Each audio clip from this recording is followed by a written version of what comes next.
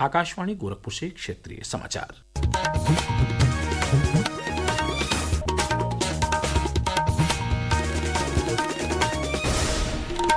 नमस्कार, समाचार बुलेटिन के साथ मैं वेद प्रकाश पाठक। प्रधानमंत्री नरेंद्र मोदी ने आज लोकसभा में कहा कि प्रयागराज में आयोजित महाकुंभ ने उभरते भारत की भावना को प्रतिबिंबित किया है और पूरे विश्व ने देश की शक्ति को देखा है। विविधता में एकता भारत की विशेषता है, जिसे हाल ही में संपन्न महाकुंभ के दौरान अनुभव किया गया।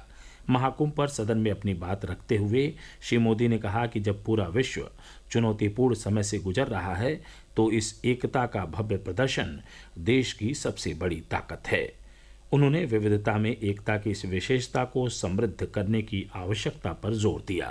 अनेकता में एकता भारत की विशेषता है, ये हम हमेशा कहते आए हैं, ये हमने हमेशा महसूस किया है और इसी के विराट रूप का अनुभव हमने प्रयागराज महाकुंभ में किया है। हमारा दायित्व है कि अनेकता में एकता की इसी विशेषता को हम निरंतर समृद्ध करते रहें।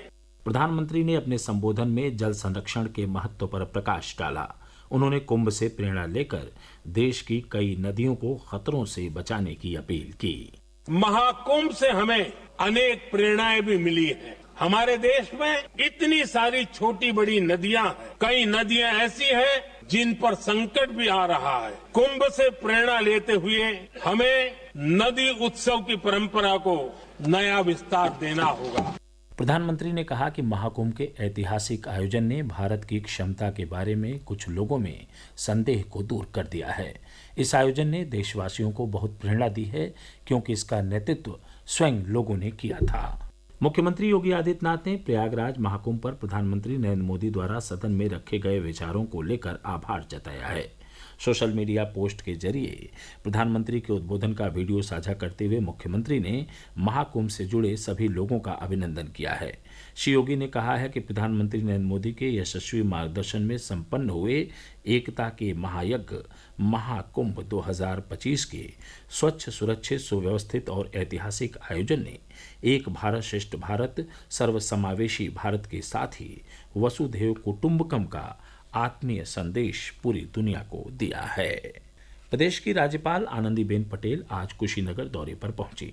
एक आयोजन के दौरान राज्यपाल ने आंगनबाड़ी किट, भूपट्टा, एक जिला एक उत्पाद ODOP योजना का टूल किट, स्वयं सहायता समूह की महिलाओं को प्रशस्ति पत्र, सफाई कर्मियों को स्वच्छता किट एवं पात्र लाभार्थियों को टैबलेट और आयुष्मान कार्ड वितरित किया। उन्होंने अधिकारियों के साथ बैठक कर विभिन्न योजनाओं की समीक्षा की और कलेक्ट्रेट परिसर में लगी प्रदर्शनी का अवलोकन भी किया।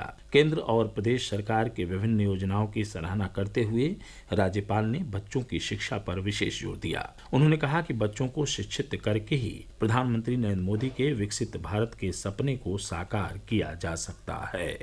प्रदेश सरकार ने आज राज्य के 62 औद्योगिक प्रशिक्षण संस्थान ITI के तकनीकी उन्नयन के लिए टाटा टेक्नोलॉजी लिमिटेड के साथ अनुबंध किया।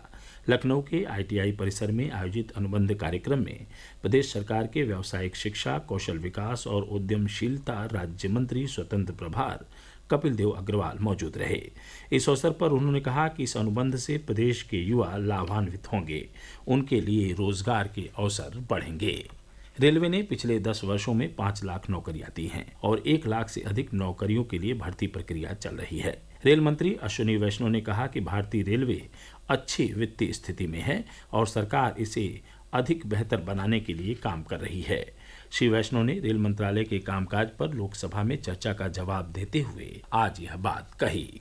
अयोध्या में रामनवमी पर्व को लेकर विशेष तैयारियां की जा रही हैं। इस क्रम में श्री राम जन्मभूमि तीर्थ क्षेत्र ट्रस्ट ने श्री राम लला के जन्मोत्सव का कार्यक्रम जारी किया है। ट्रस्ट के अनुसार रामनवमी का पर्व 6 अप्रैल को पारंपरिक तरीके से मनाया जाएगा। इस अवसर पर श्री राम लला के पूजा अर्चना के साथ साथ सूर्य तिलक द्वारा उनका अभिषेक किया जाएगा।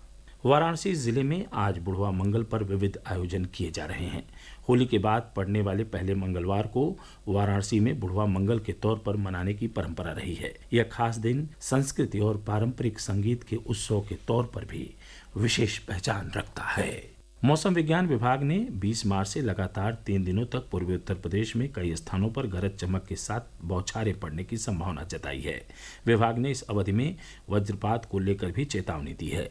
मौसम विज्ञान विभाग के अनुसार 20 और 22 मार्च को 30 से 40 किलोमीटर प्रति घंटे की रफ्तार से, जबकि 21 मार्च को 40 से 50 किलोमीटर प्रति घंटे की गति से तेज झोंकेदार हवा चलने की संभावना है।